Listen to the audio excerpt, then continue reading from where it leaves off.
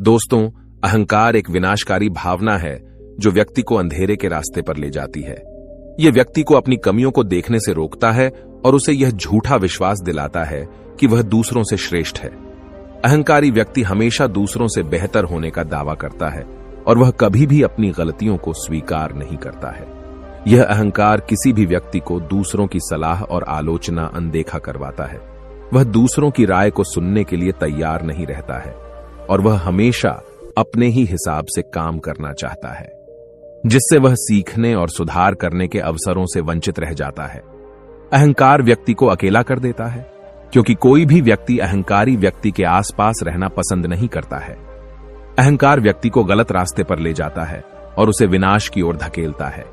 अहंकार के कई रूप हैं। यह अभिमान, घमंड और श्रेष्ठता के भाव के रूप में प्रकट हो सकता है। अहंकार व्यक्ति के जीवन में कई समस्याएं पैदा करता है। यह उसके रिश्तों को खराब करता है और उसे सफल होने से रोकता है। अहंकारी व्यक्ति अक्सर दूसरों को दुख देता है और वह खुद भी दुखी रहता है। चलिए इसे आज की बौद्ध कहानी के माध्यम से समझते हैं और यह भी जानने का प्रयास करते हैं कि आखिर इसका समाधान क्या है और अपने अहंकार को नियंत्रित करने के लिए हम क्या कर सकते हैं। बहुत समय पहले की बात है। एक छोटा सा राज्य था।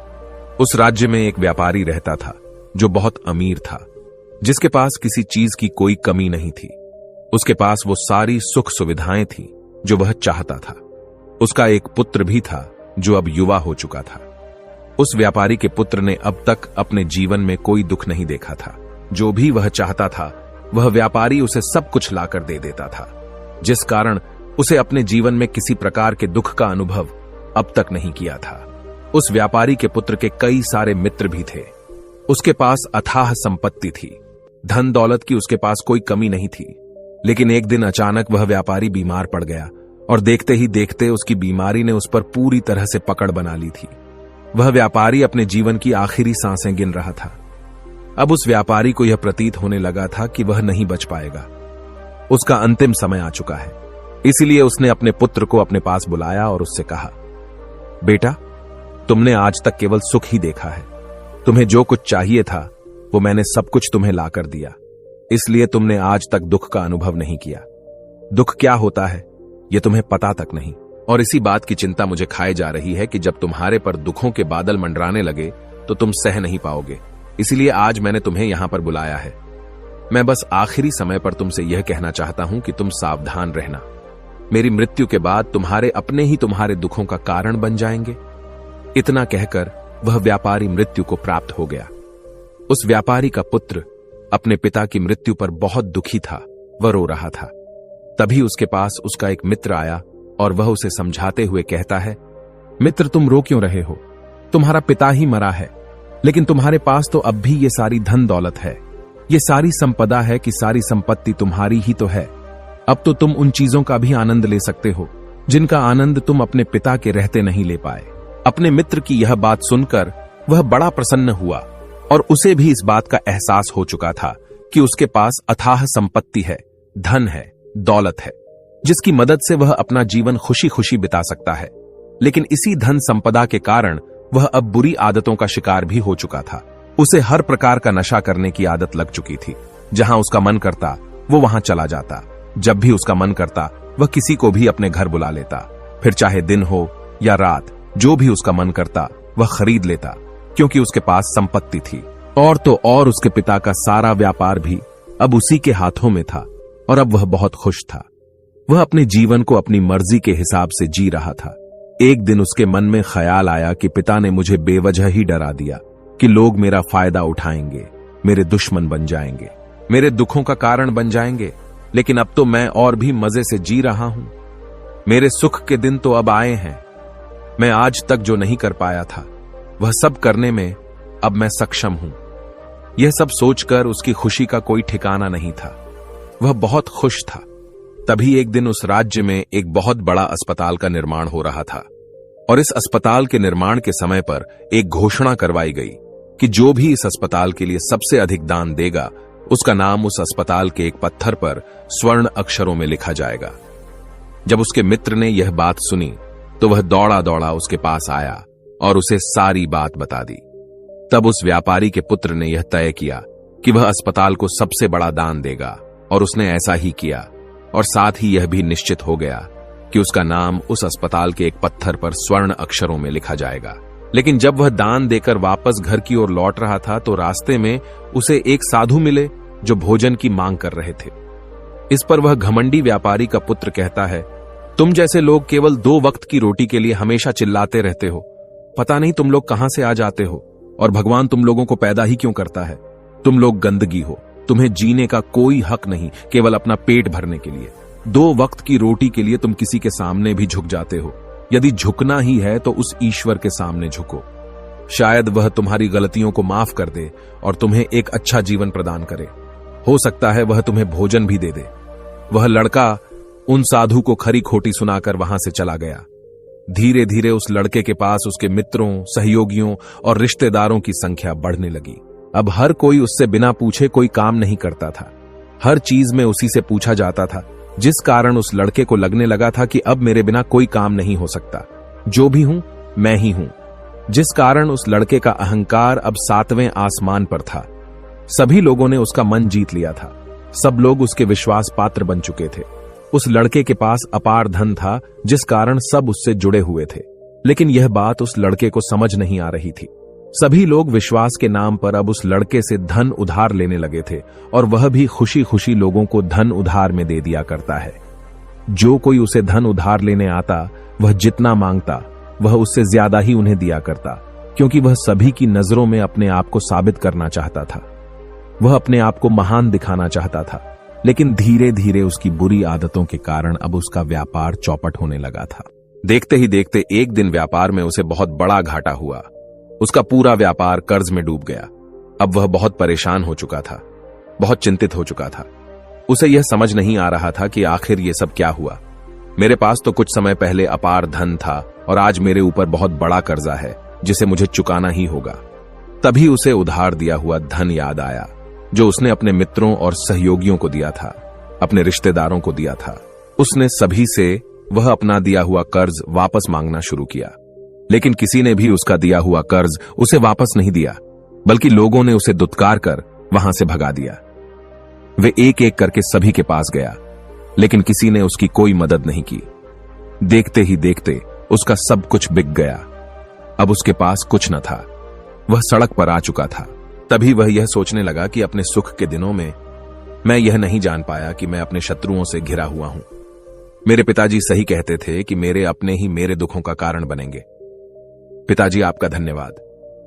लेकिन मैं आपकी बातों को समझ नहीं पाया, और आज देखिए क्या हो गया।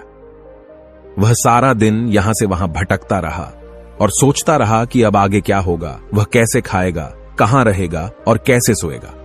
उसे अपने पिता की याद सता रही थी। वह उन्हें याद कर करके रो रहा था। उसकी आंखों से आंसू बह रहे थे। लेकिन अब बहुत देर हो चुकी थी, और अब धीरे धीरे उसे भूख भी लग रही थी। तभी उसने सोचा कि मैं उसी अस्पताल पर चलता हूं जहां पर पत्थर पर मेरा नाम स्वर्ण अक्षरों में लिखा गया है। मैं जाकर वहां पर कुछ मदद मांगता हूं। वह वहां पहुंचा और वहां के मालिक से वह कहता है, आपने मुझे पहचाना? मैं वही हूं जिसने इस अस्पताल को सबसे बड़ा दान दिया है, और मेरा नाम इस अस्पताल के पत्थर पर स्वर्ण अक्षरों में लिखा गया है। हालांकि इस समय मेरी हालत कुछ खराब है और मेरे पास खाने के लिए भी कुछ नहीं है। क्या आप मुझे कुछ भोजन दे सकते हैं? मैं भूखा हूं। मुझे बहुत जोरों की भूख लगी है। मेरे अपनों ने मुझे धोखा दे दिया है। क्या आप मुझे कुछ भोजन दे सकते हैं? तभी मालिक कहता है, भिखारियों को भोजन इस अस्पताल के बाहर दिया जाता है। अस्पताल के अंदर नहीं जाओ और जाकर बाहर बैठ जाओ। और रही बात तुम्हारे नाम की, तो भिखारियों का नाम अस्पताल के पत्थर पर स्वर्ण अक्षरों में नहीं लिखा जाता। मालिक ने तुरंत ही उस लड़के का नाम अस्पताल के उस पत्थर पर से हटवा दिया, और फिर एक बार घोषणा करवा दी कि अस्पताल को जो सबसे बड़ा दान देगा, उसका नाम इस अस्पताल के पत्थर पर स्वर्ण अक्षरों में लिखा जाएगा। यह सब देखकर वह लड़का बड़ा हैरान था, बड़ा अचरज में था। वह मन ही मन रो रहा था और सोच रहा था कि जीवन कितना दुखदाई है। जीवन बहुत छोटा है। अब मैंने जान लिया कि पत्थर पर लिखा हुआ नाम भी मिटाया जा सकता है, और यदि पत्थर पर लिखा हुआ नाम मिटाया जा सकता है तो इस जीवन का क्या मोल। यह जीवन भी कभी भी समाप्त हो सकता है। उस लड़के को जोरों की भूख लगी थी। वह अस्पताल के बाहर जाकर एक कोने में बैठ गया। लोग आते रहे और भिखारी को कुछ न कुछ दान देते रहे। लेकिन वह लड़का, उसकी हिम्मत ही नहीं हो रही थी कि वह भीख मांग सके, और न ही वह उन भिखारियों में बैठना चाहता था। देखते ही देखते दोपहर से रात का समय हो चुका था, लेकिन अब तक उसे कुछ भी न मिला था। लेकिन उसकी भूख बढ़ती चली जा रही थी और उसे जोरों की भूख लगी थी। पहली बार उसने अपनी भूख को जाना था, अपने पेट की इस आग के बारे में जाना था, और इस भूख के कारण वह इतना परेशान हो चुका था कि उसने तय किया कि वह अस्पताल से ही कुछ चुरा लेगा और उसे खाकर अपना पेट भर लेगा। जैसे ही वह वहां से उठता है, तभी वह साधु वहां पर आ जाते हैं, जिसे उस लड़के ने बहुत खरी खोटी सुनाई थी। वह साधु उस लड़के के पास आकर कहते हैं, बेटा, हम पहले भी मिल चुके हैं। वह साधु भिक्षा से वापस लौट रहे थे। उन्होंने कुछ भोजन उसे देते हुए कहा, ये लो, खा लो, तुम्हें जोरों की भूख लगी होगी। मैं तुम्हें जानता हूं, मैं समझता हूं कि हालात तुम्हें जबरदस्ती झुकाना चाहते हैं, लेकिन तुम लोगों के सामने झुकना नहीं चाहते। लेकिन अगर तुम लोगों के सामने झुकेंगे नहीं तो तुम्हें भोजन भी नहीं मिलेगा। आज तो मैंने तुम्हें भोजन दे दिया है, जिससे तुम्हारी भूख मिट जाएगी, लेकिन यह भूख रोज लगेगी। यह पेट की आग कभी नहीं मिटती।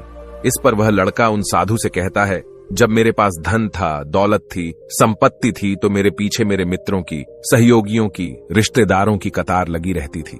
सभी लोग मेरे शुभ चिंतक थे, लेकिन मेरे ऊपर दुख आते ही वह सब पलट गए। वह सब अब मेरे शत्रु बन चुके हैं। लेकिन तुम, जिसे मैंने इतनी खरी खोटी सुनाई थी, वही मेरे दुख में मेरा सहयोगी बना है।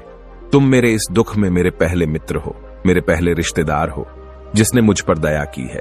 मैं तो अपने आप को बहुत बड़ा समझता था, लेकिन देखो, इस वक्त की मार ने मुझे कहां से कहां पहुंचा दिया। आज मैं इस बात को अच्छी तरह समझ चुका हूं कि धन से बड़ा कोई मित्र नहीं। इतना कहकर उस लड़के ने भोजन किया और उसने पहली बार भोजन के सुख का आनंद उठाया। उसके हाथ कांप रहे थे।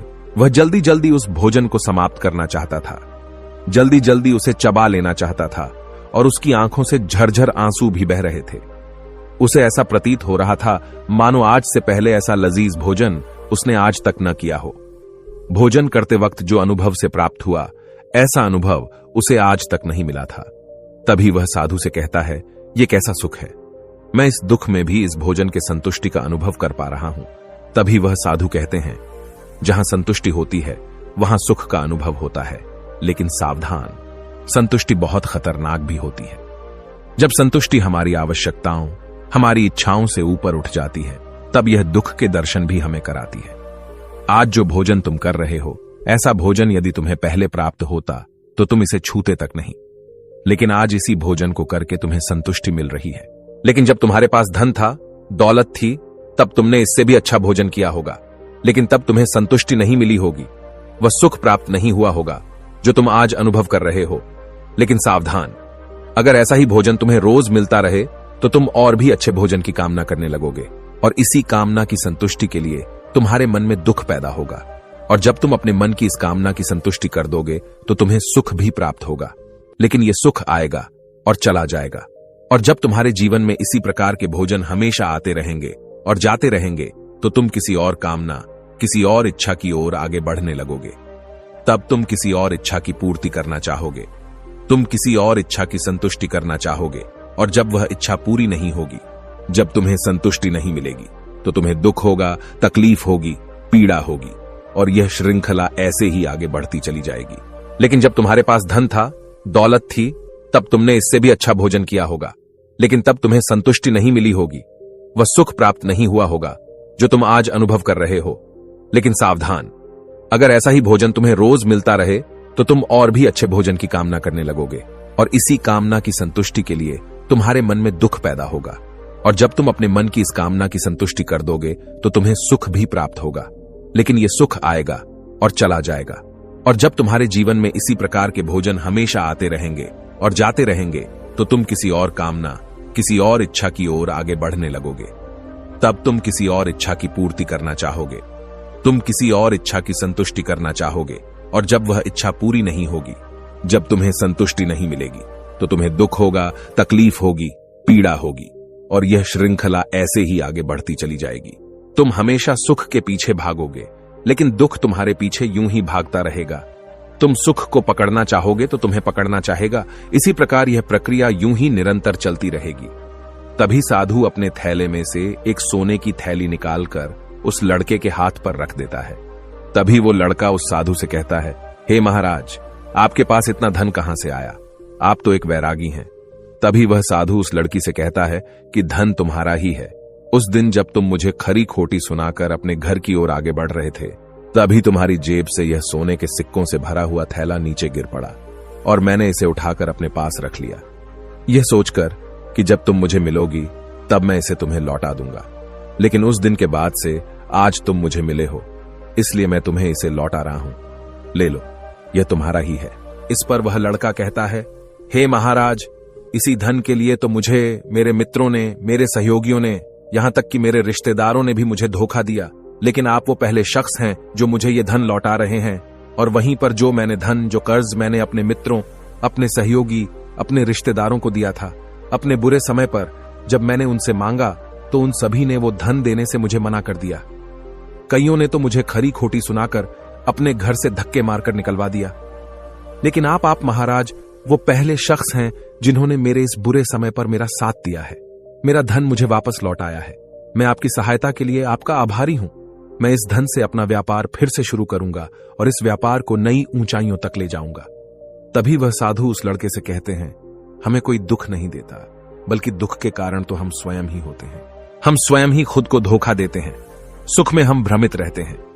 हमें यह पता नहीं चलता कि हम सही कर रहे हैं या गलत। और इसी प्रकार हम एक माया जाल में फंसते चले जाते हैं, क्योंकि सुख में हम अपनी आंखें बंद करके बस उस सुख का आनंद लेते हैं और हम किसी चीज की तरफ ध्यान नहीं देना चाहते।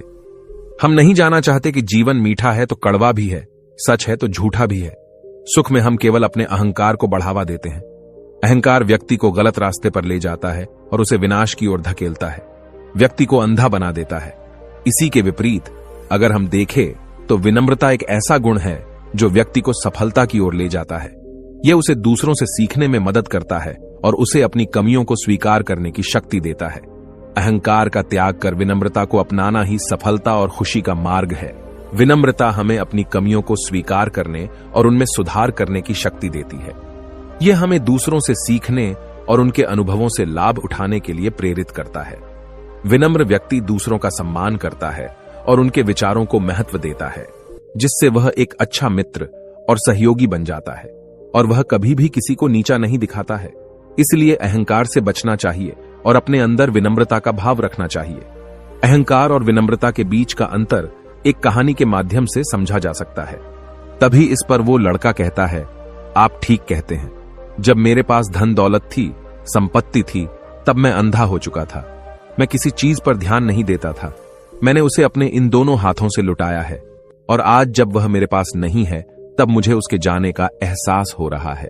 और अब जबकि मैं इन दुखों से जूझ रहा हूं तब जाकर मेरी आंखें खुली हैं। विनम्रता हमें अपनी कमियों को स्वीकार करने और उनमें सुधार करने की शक्ति देती है। यह हमें दूसरों से सीखने और उनके अनुभवों से लाभ उठाने के लिए प्रेरित करता है। विनम्र व्यक्ति दूसरों का सम्मान करता है और उनके विचारों को महत्व देता है, जिससे वह एक अच्छा मित्र और सहयोगी बन जाता है और वह कभी भी किसी को नीचा नहीं दिखाता है। इसलिए अहंकार से बचना चाहिए और अपने अंदर विनम्रता का भाव रखना चाहिए। अहंकार और विनम्रता के बीच का अंतर तुम्हारी कहानी के माध्यम से समझा जा सकता है। तभी इस पर वो लड़का कहता है, आप ठीक कहते हैं। जब मेरे पास धन दौलत थी, संपत्ति थी, तब मैं अंधा हो चुका था। मैं किसी चीज पर ध्यान नहीं देता था। मैंने उसे अपने इन दोनों हाथों से लुटाया है और आज जब वह मेरे पास नहीं है तब मुझे उसके जाने का एहसास हो रहा है। और अब जबकि मैं इन दुखों से जूझ रहा हूं तब जाकर मेरी आंखें खुली हैं। तभी मैं यह भी जान पाया कि कौन मेरे साथ है और कौन मेरे खिलाफ। और यह जो ज्ञान दुख द्वारा मुझे प्राप्त हुआ है, यह ज्ञान मैं हमेशा अपने साथ रखूंगा, अपने सुख में भी। अब से अपनी आंखें खुली रखूंगा। इस कहानी से हमें यह सबक मिलता है कि अहंकार हमें विनाश की ओर ले जाता है, जबकि विनम्रता हमें सफलता और खुशी की ओर ले जाती है। इसलिए हमें हमेशा विनम्र रहना चाहिए और दूसरों से सीखने के लिए तैयार रहना चाहिए। विनम्रता ही सफलता का मार्ग है। दोस्तों, उम्मीद है कि आपने आज की इस वीडियो से जरूर कुछ न कुछ सीखा होगा। तो इस वीडियो को लाइक और अपने दोस्तों के साथ शेयर करना ना भूलें और हमें ऐसे ही सपोर्ट करने के लिए चैनल को सब्सक्राइब बटन को जरूर दबा दें। तो चलिए मिलते हैं ऐसी ही कोई नई कहानी में कोई नए मैसेज के साथ। तब तक के लिए अपना ख्याल रखें। धन्यवाद। नमो बुद्धाय।